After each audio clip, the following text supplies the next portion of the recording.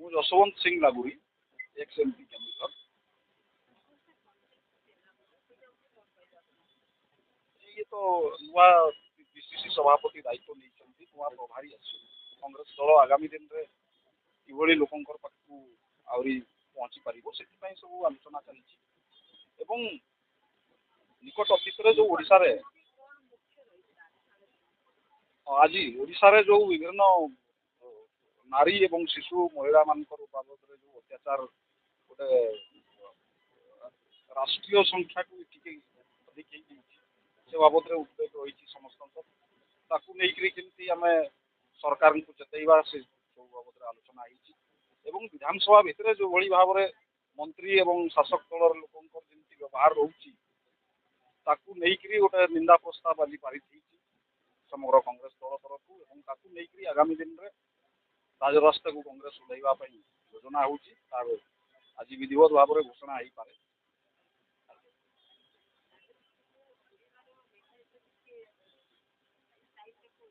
ମହିଳା ଶିଶୁ ନିର୍ଯାତନା ଆଉ ଏସବୁ ବିଧାନସଭା ଭିତରେ ତାଙ୍କର ଯୋଉ ବ୍ୟବହାର ସେ ସବୁକୁ ନେଇକରି କାର୍ଯ୍ୟପନ୍ଥା ନିର୍ଦ୍ଧାରିତ କରାଯିବ।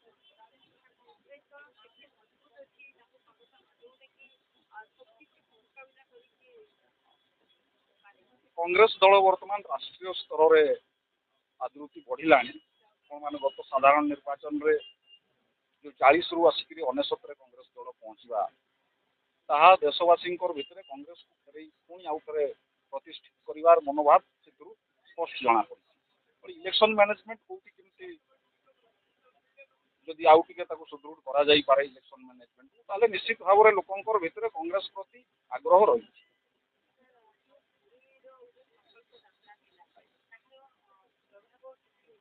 ନିଶ୍ଚିତ ନିଶ୍ଚିତ ହଁ, ଆପଣ ପଜିଟିଭଲି ସେ କଥାକୁ ସାଧାରଣ ଲୋକଙ୍କର ଭିତରେ ପ୍ରସାରିତ ହେଇଛି। କଂଗ୍ରେସ ଦଳ ନୂଆ ଭାବରେ ଦାୟିତ୍ୱ ନେଲା ପରେ ଭକ୍ତଚରଣ ଦାସ ଯୋଉ ସଭାପତି, ସିଏ ଯୋଉ ପଦଯାତ୍ରା ଆରମ୍ଭ କଲେ ପୁରୀ ପର୍ଯ୍ୟନ୍ତ, ତାହା ସାରା ଓଡ଼ିଶାର ଜନସାଧାରଣଙ୍କ ଭିତରେ ଆଦୃତି ଲାଭ ହେଇଛି ଏବଂ କଂଗ୍ରେସକୁ ଇଏ ମଜବୁତ କରିବ।